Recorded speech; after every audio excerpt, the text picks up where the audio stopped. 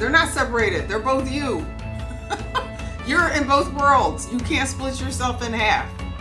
But they think, I'm not going to let them know because they don't need to know I'm having trouble. I need to show up there. You add more stress to your life by thinking, I'm going to have all this stuff feeling like it's falling apart over here. And then I got to transition into Wonder Woman and go to work and act like nothing is going wrong in my life. Everything is perfect. I've got everything under control. That's the stuff that causes stress and heartaches and strokes and kills people. This is the Joy Act, where finding joy beyond divorce begins with your understanding that the depth of your heartache shows the depth of your capacity for joy. I'm Dr. Lisa Summerour, and together we'll use accountability, alignment, communication, and trust to transform your journey. It's time to step into the Joy Act. Hello, Dr. Lisa here. Welcome to the Joy Act. I am your accredited breakup and divorce coach. I am proof that there is joy beyond divorce. And today I am talking about navigating divorce at work. And for those of you who know me, you know I talk about divorce mostly from the perspective of people being from relationships, having a breakup or a divorce. For those of you who know me, you know most of what I talk about and what I coach for individuals is around their breakup and divorce from another person. But if you listen to me, you also know that I talk about divorce and it's being divorced from a person, a place, or a situation. And you've probably heard the saying, people don't leave jobs, they don't leave companies, they leave managers. Well, in my world, that is another form of divorce. And I've had so many people tell me that experience was very similar to them breaking up any other kind of relationship because it is the end of a relationship. So this for me marries that, because one of the things that I want to be able to do is not just help individuals going through these transitions, but to also help organizations that have wellness programs that might be robust, but they aren't including what's really needed by their employees who are going through breakups and divorce at work. And it's important, and I'm going to share with you, let me get my notes back up here. I'm going to share with you some of the statistics on this. We already know that nearly 50% of the marriages in the United States end up in divorce. And that is kind of holding it maybe a little lower. It has dropped in recent years, but they say the reason it has dropped in recent years is because the percentage or the number of people getting married has dropped. So it would make sense then, if all things are equal, that the divorce rate would go down if we had fewer people getting married. So the rate hasn't necessarily changed. The percentage has not changed as much.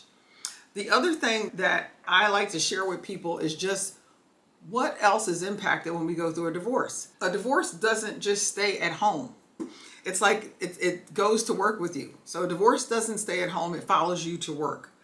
But that doesn't mean it has to define your career. And so I want to make sure that individuals who are going through a breakup or a divorce and then working, that they figure out a way to go to work as a whole person and not ignore the fact that they have something extremely difficult happening in their personal lives. It just doesn't work that way, because the reality is the impact of that personal relationship is being felt and seen and experienced at work as well. In the United States, it costs businesses about $300 billion a year. That's the impact of individuals, of employees going through a significant breakup or a divorce. And it's understandable. Divorce has been identified as the second most stressful event in a person's life behind the death of a spouse. So it's not a surprise that going through a divorce would have this kind of impact on somebody's life beyond, just the family. We just don't operate like that. Humans do not separate their emotional being from everything that they do in the rest of their lives. I used to have a sign over my desk that said, we don't leave our hearts at home when we go to work. And so $300 billion annually, that's what it's costing US companies because their employees are going through a divorce. I'm going to just keep breaking this down a little bit more. Lost productivity, the loss in the productivity of one person who's going through a divorce or a breakup, it's 143% of their annual salary. So it's almost 1.5 times what they're earning is being lost in productivity because of them going through this divorce. 23% of the employees going through a divorce are also taking sick leave and unpaid leave very often in order to deal with either the emotional issues around it or very real issues, maybe court, child care issues, all of the things that are involved in them going through their divorce. And then the productivity is reduced. The productivity of an employee going through a breakup or divorce is reduced by about 40% for as long as 3 years. Now, that wasn't so much of a surprise because some people's divorces take that long. And I know as a coach that if somebody is going through the emotional angst of their breakup or their divorce and they don't have any support, they aren't learning tools and tips and strategies that they can use to help lessen it, shorten the time period that it takes them to deal with it. But you could spend 2 years processing what's going on. It all depends on what the nature of the relationship was. Was it a toxic or abusive relationship? How long were you together? Are there children involved? What's your emotional and mental state as you're going through this? All of this can impact how long it takes a person to, let's say, get over this situation happening. So the 40% reduction in productivity might surprise some, but I actually had someone, and I mentioned it in the book. Teresa said, I felt like I was operating at like 10%. She said, I was doing enough to not get fired. And I don't know where she worked or what she was doing or what her status was there, but that's what it felt like to her. So she knew her productivity was down. The 3 years part might surprise some people. And I think it's because we always want to believe that we can get over things faster, that we have this control over how we're feeling, our emotional state, and to some degree we actually do. But it's like anything else. When have you ever gone through a divorce before? You know, where did you learn how to go through one? You've built a successful career, checked all the right boxes, but after divorce, why does it feel like everything is falling apart? Searching for answers online at 2 a.m., it will not bring you peace. Neither will pretending you're fine when inside you're anything but. I remember those feelings, the exhaustion, the anxiety, and the frustration from feeling stuck. It seemed like no matter what I did, I could not figure out a way to move past the pain. If you are dealing with a divorce while you're also managing your career, I've been there. Things didn't get better for me until I stopped waiting for time to heal me and I took control of my own healing. And that's how this came about. That's why I designed the 4 essential steps to creating joy after a difficult divorce. It's a masterclass for accomplished women just like you who are ready to move forward. It's time to break the cycle. Imagine waking up feeling lighter, knowing exactly what to do next, and rediscovering your joy, not just surviving, but thriving. In this masterclass, you'll learn the biggest mistakes that keep you stuck in divorce pain, why traditional recovery methods don't always work for high-achieving women, and the 4 essential steps to rebuilding your confidence and joy. Give yourself permission to stop reliving the past and start designing the future you deserve. Register today. You know, where did you learn how to go through one so that you had strategy or tools or a framework or anything to be able to help you process what you're experiencing and understand what it is to the point where you go, okay, I know this is going to be something I'm going to have to process over time, and this is something that I can deal with right now in real time. When did you ever get that education? So it's going to take as long as it's going to take. The thing that got me about these numbers was not only is that individual's productivity reduced, but their coworkers' productivity and even their manager's productivity is impacted because one person in that employment circle, in that coworker circle, is going through a divorce. The people that work with them and around them are also impacted, can also be impacted. It's not like it happens all the time with everyone, but it's not a surprise that if you're working closely with someone, with a colleague, and they're having a difficult time and their productivity is going down, it's not hard to understand that it's going to impact other people. One of the other statistics that I read about a while back was it's like over 90% of people going through a divorce say they would not share that information with their HR person. and may not even share it with colleagues. And so for me, it's almost like we still have somewhat of a stigma. It's like if somebody's going through a divorce, you don't know what to say to them. If you don't have that kind of really personal relationship with them, you don't know what to say to your colleague. You don't know if you should say anything. When it comes to productivity, you've got issues. People are dealing with issues with children, with childcare, with custody battles. They've got appointments with attorneys, possibly their finance person. They've got court dates. They've got paperwork that has to be read and submitted that they don't understand. All of these things are going on, and they're expected to come into work and act like nothing has happened. And I think for a lot of people, they go into work and they want to pretend I'm not going to let what's going on in my personal life impact me professionally. And I just think that is an unfortunate way to have to operate, because we don't leave our personal lives at home. And that doesn't mean your coworkers should know absolutely everything going on in your home. But I do think that we're adults living in a real world, and we know that this is something that happens, and it should not be taboo to not just talk about it, but to have programs or services available in the workplace that will help people deal with these things. You know, what kind of counseling is there available? Are there trained coaches who know how to navigate or help someone navigate going through a breakup or divorce and understand the concept of having a support team? What does that even look like? When you want to take days off, you have to use sick time or something else. You know, just what are some of the options? My goal is that people at least start thinking about what this can look like, to have a workplace that is able to embrace and support an employee who's going through the second most traumatic experience that they could ever go through. So all of that is going through my mind as I want to share just some of the things that I want you to get from this podcast today. Just how do you navigate this in the workplace? How do you do it? And in order for that to happen, you are going to have to be comfortable with the fact that this is an experience that's happening in your life. It is not something that's going to define you for the rest of your life. And it may impact some of how you show up at work. It may have an impact on your productivity.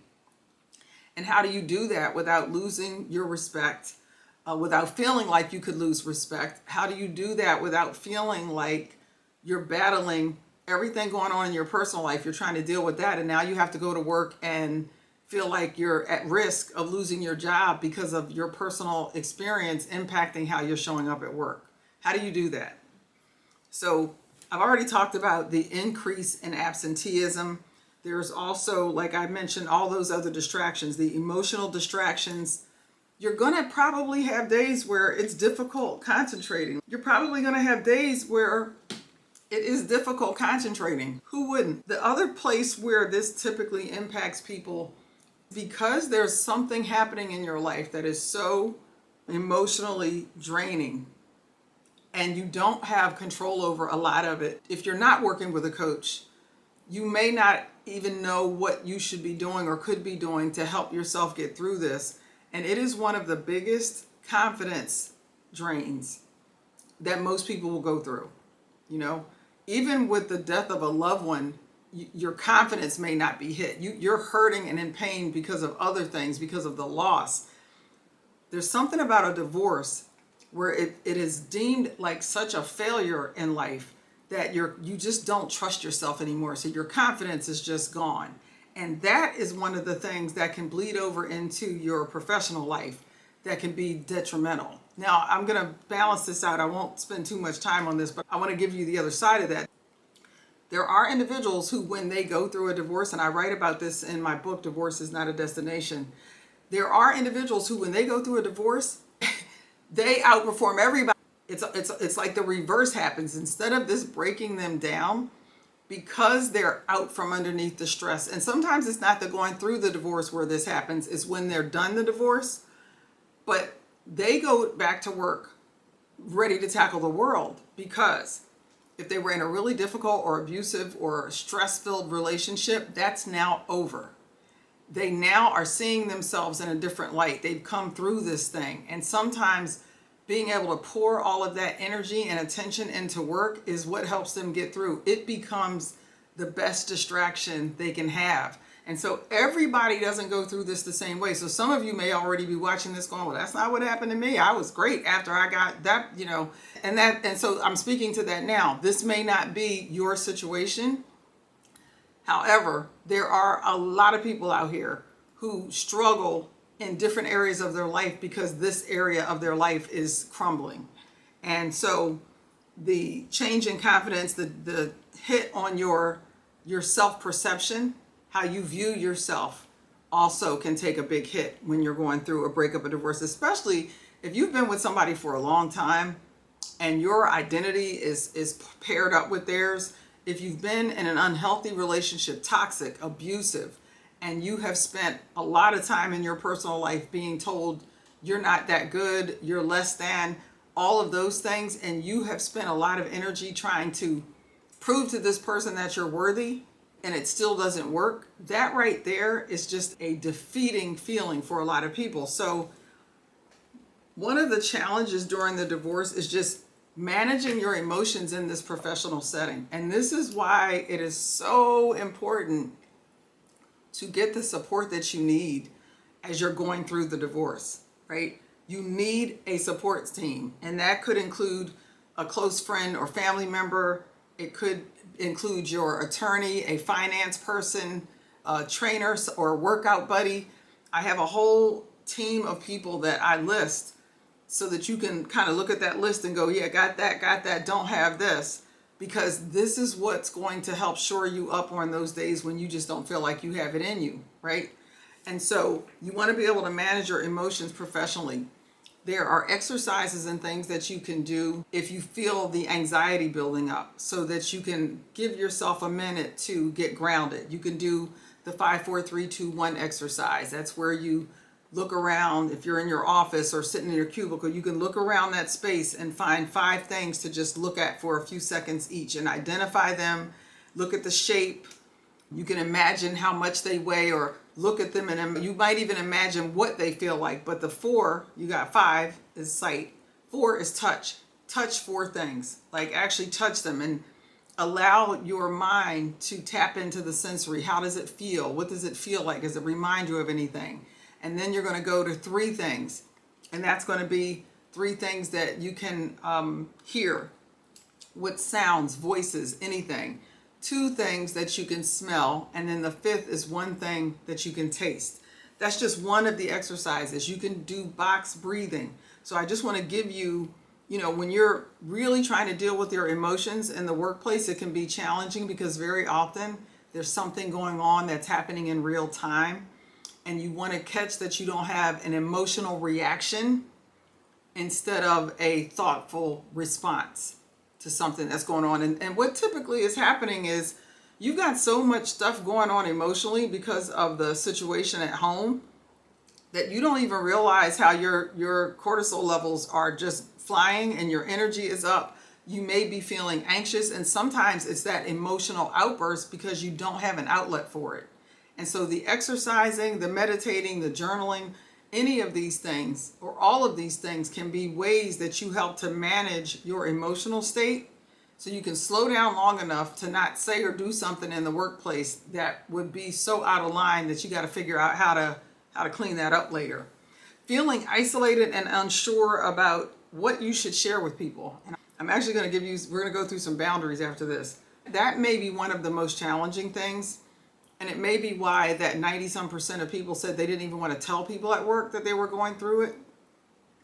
Think about that. This is one of the most emotionally draining, challenging experiences you will ever go through. And you spend 7, 8, 9 hours or whatever at work.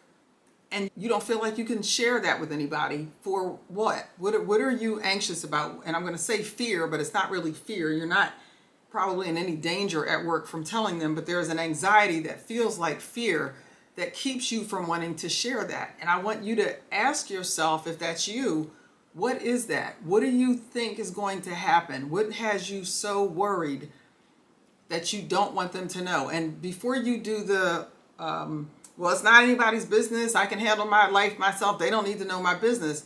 I want you to think about where are we working? That we are working in environments that are so strict and structured and staid and stagnant and inhumane and or not personal, there's no personal touch to it, that we can't even go in and say, I'm going through a breakup right now. This is going to be one of the most difficult things that I think I've ever gone through. It hasn't been easy. So I just want you guys to know I'm still going to be here putting in everything that I can. And there will probably be days where I'm going to need a little support, or I'm going to be out because I've got to take care of personal things. This isn't going to go on forever, but while it's going on, that's my situation. And I'm comfortable enough, and you can be comfortable enough. They may be uncomfortable. I'm comfortable enough that I thought it was important that I share with you what's going on, right? And even HR, I tell people a lot of times, I used to recruit for HR. Some of my favorite colleagues have been in HR. And one of the things that I know is sometimes the best thing you can do is put things like this in writing so that it isn't used against you later. Just very professional, short and sweet. I just want to make sure that I have noted in my file that I am, going through some personal issues, whatever. And some of you may be like, oh my God, I would never do that. They would hold it against me. Actually, by you putting it in writing, you may have just safeguarded yourself not to be discriminated against, because they just start saying, well, we don't know what's going on with your work performance, because unfortunately, that's what happens to a lot of people. They don't say that they're having problems outside of work because they think those two worlds are separated. They're not separated. They're both you. You're in both worlds. You can't split yourself in half.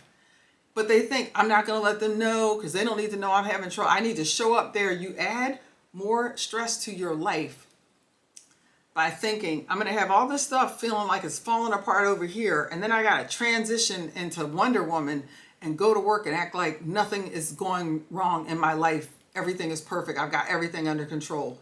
That's the stuff that causes stress and heartaches and strokes and kills people.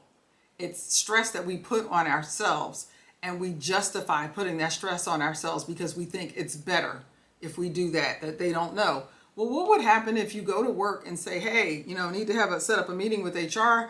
I've already talked to my supervisor. I want to put this in my file so that it's on record, that I've got some personal things going on in my life. And I am, I know that this company, look, especially if your company mission, vision, and values, this is something that they are promoting, okay? Those espoused values are, we're here for our people and we value whatever it is that they value that aligns with what you're experiencing. And you can say, well, based on our mission statement and our company values, I know that one of the things that we value is work-life balance, or employees really making sure that they have all the wellness support that they need. And so as I'm going through this, I will be checking with HR to find out what company resources are available to me as I go through this. And even if you have kids, and if there are any recommendations for my kids, because I'm very interested in them being able to talk to a professional.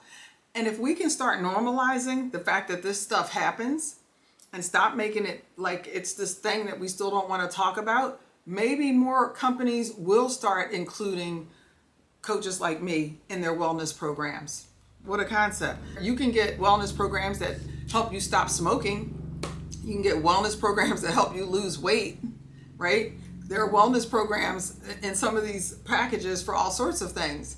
And I don't understand why it doesn't make sense, with almost half of marriages ending in divorce, with it costing U.S. companies $300 billion a year. It would seem to me it would make sense that having somebody like me on call would make really good sense. So, setting boundaries. How do you communicate these things effectively at work? Who needs to know? HR versus your boss versus your colleagues. So I talked about that a little bit. And you can maintain your privacy while advocating for necessary adjustments, because of your situation. So here's an example. I have a couple things written down here. I'm currently going through a divorce, and I wanted to share that while I remain fully committed to my work, there may be times when I'm going to need flexibility. I'll ensure that I communicate any needs proactively.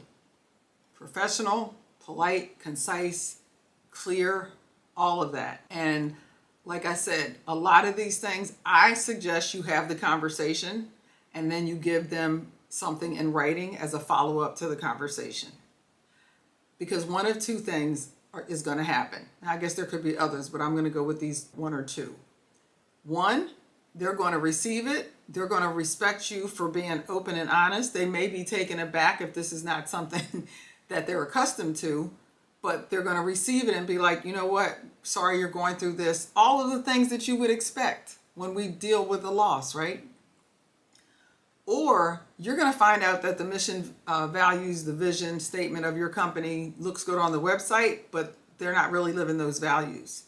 And you're still going to be held to the exact, I'm not saying that they should allow you to slack off on your work. I am saying that just like if you were to get ill and you aren't physically capable or emotionally capable of performing all of your duties all the time at peak performance, which nobody is all the time anyway, you don't have to be going through a divorce to need help from coworkers. Some days you're just not having a good day. Some days you're recovering from being ill. Some days you're just recovering from being overworked the weeks and months before. But by putting it in writing, it makes sure that everybody understands what's going on. You have that written documentation in your file, and you now are able to look for and almost assume that you're going to get the support when you need it. And it gives you a sense of empowerment, I think, to say, I've done what I can at work so that work doesn't take a hit because of what I'm dealing with, right? You don't want your job to be a casualty. That's what I'm looking for. Work doesn't become a casualty of your relationship dissolving. And so you do what you can. So that's one of the things. I'm currently going through a divorce, and I wanted to share that while I remain fully committed to my work, there may be times when I need flexibility, and I will ensure that I communicate any needs proactively. Okay, so we got that. Unwanted advice and questions, because once it's out there, it's out there. And we've all had that coworker that's only interested because they're nosy. So you can redirect the conversation with things like, look, I appreciate your concern, but I'd like to focus on work right now. And that basically says to them, I'm not here for that. I'm not going there with you. And you can use that same phrase over and over again if you need to. I appreciate your concern, but I'd like to keep the focus on work. Because if everybody knows, or the people that need to know, there are people who you and that person know comfortable enough to have lunch with you and have this conversation. Anybody else, it's your discretion. It's not up to them whether or not you have this conversation. It is always your discretion as to whether or not you want to have that conversation, who you want to have it with, and how far you want to take it. Now, to maintain that, I'm going to use the term work-life balance, there are things that you can do to avoid crossing the line and bringing too much of your personal life into the job. So you want to make sure that your personal calls, emails, all of that are separate from work. I wouldn't even, you have to feel out your company, but I wouldn't even take those kind of personal calls on the company phone. I definitely would not be getting any emails or anything on your work email address. Keep all of that separate. Personal phone, personal emails. You don't want any of that stuff popping up on the company server. That right there is a privacy issue, and you don't want anybody to say, we didn't have a problem with trying to accommodate you when you needed flex time and all this. But if you're doing all of this stuff on company time, you want to be as respectful of the fact that you're at work as you possibly can. And so you're going to have your cell phone. When you need to make calls, take the breaks that you need to take so that you can have those phone calls. Let your attorney know, because unless it's an emergency, your attorney is probably going to be pretty good with calling you at a certain time or waiting for you to call them back. And they can let you know if it's an emergency. Very often what happens with some people is it's their ex, especially if you're going through the divorce. It could be your ex that is just calling you at work. Sometimes people are dealing with showing up at the job. I'm not even going to get into the incidents of intimate partner violence that happens in the workplace. I'm not even going to get into that. But this is another reason that you want to let your company know what's going on. If you have been in an abusive relationship, even if it wasn't a physically abusive relationship, if it was emotionally or mentally abusive, financially abusive, you want to let your company know, because you also want security to be alerted. If you have a restraining order against your ex, you want to make sure that they know this person should not be allowed to come and visit you at work. So if they show up, you don't want reception or the door person or the security, you don't want them letting this person in the building and sending them up to your office. You don't want that to happen. And so that is another reason you don't want your pride to put you in a dangerous situation. There are too many stories out here like this. A couple of years ago, there was a situation where a man got into the office at night. The cleaning crew let him in because he came to the door with what looked like lunch. He looked like he was bringing a romantic lunch for his partner, for his ex. I don't know where they were in the separation or divorce process, but he was bringing her this lunch. So the cleaning person let him in the building thinking it wasn't a problem. Cleaning supposed to let anyone in the building. Everyone was supposed to be directed to go through security, especially if it was after hours. Well, they let him in, and he ended up killing her and then shooting himself.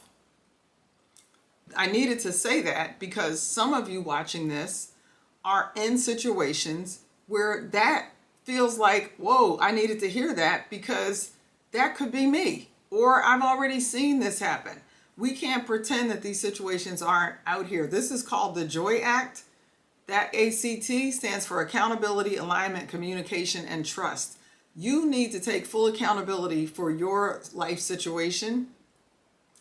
And you need to make sure that you're doing everything that you can, that it's in alignment with you staying alive, and it's in alignment with how you want to be viewed and seen and shown up in this world. So if that means having what might feel like an uncomfortable conversation with your supervisor or HR so that you can go in there and go, this is what's going on in my life. It's not anything that I need to be ashamed of or embarrassed about. It's happening. I'm letting you know because there are times when this is going to impact work because I'm going to need that flexibility. And I also have a restraining order against my ex, or I have blah, blah, whatever it is. And you let them know and you put that on record. And hopefully it never turns into something where you have to call them to the carpet and say, no, you're not going to demote me or fire me or do anything else because this was all on record. And now I feel like this is retaliatory. I feel like I'm just being punished for things that have nothing to do with my work performance. But, okay. I think I've taken that far enough so that you understand. So the work-life balance, emails, phone calls that are personal, try to keep them on your personal time, your personal phone calls. Check your email on your phone if you need to. Don't have any of that stuff coming through your company servers, and know when to take breaks so that you can reset and tank down. If you need to take a walk at lunch and go someplace and eat so you can get fresh air, if you need to have privacy, or maybe that's when you really need to socialize and you've got one or two coworkers where having lunch with them a couple times a week is just the distraction that you need, and you can remind them, I want to hear what's going on with y'all. That's what I want to do today at lunch. I don't feel like talking about me. I want to hear what's going on with you, and that way you can give your brain a breather. Make sure you are always tackling the number one priority at the time. That one priority. So being in good communication with your supervisor and with your colleagues, it's even more important right now because you don't want to waste time doing things, feeling like you're busy, knowing that you might not be, you might be a little more distracted than you normally are. So this being able to focus on the things that are of paramount importance at work is going to be huge for you so that the energy you're expending it on the right thing. And sometimes what happens is you're going through this emotional stuff and you just want to go to work and put your head down and work. And you're not paying attention to the fact that the work you're doing may not be what really needs to get done. So that communication with colleagues and with your supervisor so that you make sure every single day you're working on the thing that's going to have the biggest impact and that's most relevant to whatever your team is working on at that time. So checklists and planners, huge right now. And you may find that you have more than one, or you may have one that you need to color code, because let me tell you something. You're going to have what's going on at work. So you're making sure you know the things that you should be working on every single day. but you may also have one to deal with your ex and your attorney and whatever legal issues are going on. And then you may have another one if you have children.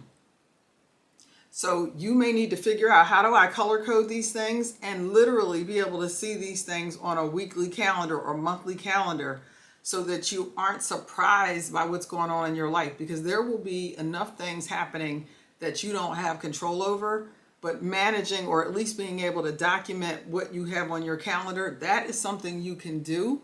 And I'm telling you, it will help decrease the feelings of overwhelm, because you won't be constantly getting surprised by things popping up that you hadn't planned for. If you start planning and creating strategy, or prioritizing the strategies, it's going to bless you. The checklist and the planner's huge. If you've never had a personal assistant, even though you may work in corporate, but especially if you're a business owner, this is when your personal assistant can come in really handy. You may have an executive assistant. You may need to get a personal assistant. You may need to get somebody. If your executive assistant can't handle these additions to your calendar, get a personal assistant, so that there's somebody whose role is to track what's going on with you, your ex, your kids, your attorney, all of your legal stuff, what's going on in your home. Figure out if that makes sense for you to hire that person to manage all that, so that this is something you aren't having to think about as much. Flexibility and time off. Look, this is a good time to pull out your company manual and really read through it and find out what flexibility is already built in to the company policy manual. Mental health days, your vacation time, your sick time. Look at everything that is made available to you. Look at their wellness resources. What is in there? Do they provide for therapy, for counseling, for coaching? Does it have to be a coach or counselor or therapist that comes out of a particular network? Or can you get reimbursed for coming to somebody like me? These are the things you want to look at. I promise you, I'm pretty convinced that most people get their company policy and procedure manual when they get hired. And if they go through it one time when they first get hired, that's very often the only time that they go through it. And things may have changed. So this is a really good time for you to ask for the most recent copy of the policy and procedure manual, and for you to sit down with a highlighter and go through it and make sure you understand what flexibility is built in, what support is already built in, what resources are there that are at your disposal, so that you know what things that you can ask for that are already provided and you just need to ask for them, and when you're asking for something that is beyond the scope of what's normal. Okay?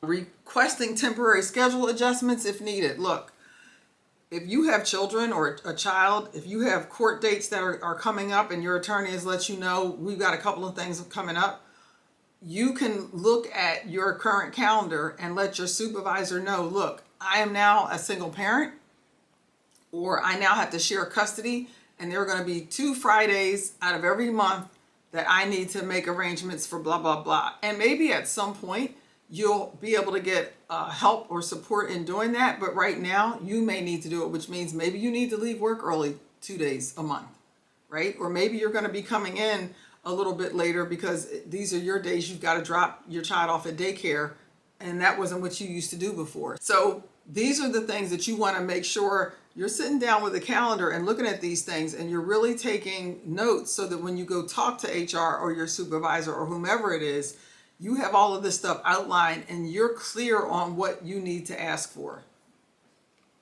And then, just finally, what are the strengths and things? As all of this is happening, remember to celebrate yourself. Celebrate yourself. Nobody will ever live your life better than you. And it will never be anybody's job to live your life other than yours. There are people that will be there to support you and cheer for you and guide you and mentor you, all of that, if you seek them out and you know what you need. But living your life is actually 100% your job, and you deserve to celebrate that. So when you have these little milestones, like having the conversation with your boss or HR, formulating that letter and telling them, here, I wanted to give you something in writing, let's put this in my file. All of these things are little reasons for you to celebrate you, because this is you handling your life as nobody else can. You're going to get strengths because of this situation that you wouldn't even have been able to dream up before. Because it's one of those things where it's like there's no way you could have expected this. But if you take charge, if you take accountability for what's happening in your life, as difficult as it may seem, if you make sure that you are living in alignment with the things that are important to you, and you learn to communicate the things that need to be communicated with the people who you need to talk to, trust me when I tell you, you are going to find strengths that you didn't know you had. And you have a right to be proud of that. You have a right to be proud of that. So look, divorce is a transition. You will get through. If you're still going through yours, you will get through it. If you have gone through it and you're still struggling with the emotions, there is support out here for you. Get my book, Divorce is Not a Destination. It'll be the best $25 you spend. I'm working on the audio book. Give me some time. I got a couple of things on my plate right now, but there is support out here for you. And you can definitely contact me, put a message up under here, or contact me if you want to speak with me directly and find out what programs I have available. But this is a transition. It's not permanent. And that's why my book is called Divorce is Not a Destination. This is not a place you're going to land and end. It's something that you are experiencing. It's something that you will get through. And there is support out here to help you. So first of all, be thankful you have work to go to, and that this is something that you even have to deal with navigating this at work. But it can also be your job can be a source of stability for you right now. So work and do what you can to let it be that for you, and not another form of stress that you're trying to deal with all by yourself. Create the support team, curate the support team that you need, and believe that you have everything that you need to deal with what's going to come up for you in your life. You can choose the things that you will and will not share with people at work. You can set those firm boundaries so that you can feel comfortable about what you're sharing and know that you have the ability to not share beyond where you're comfortable. And create these productive strategies so that you can stay focused on the task at hand when you are at work. Dr. Lisa signing off. I hope this has been beneficial to you. Now, go act and enjoy.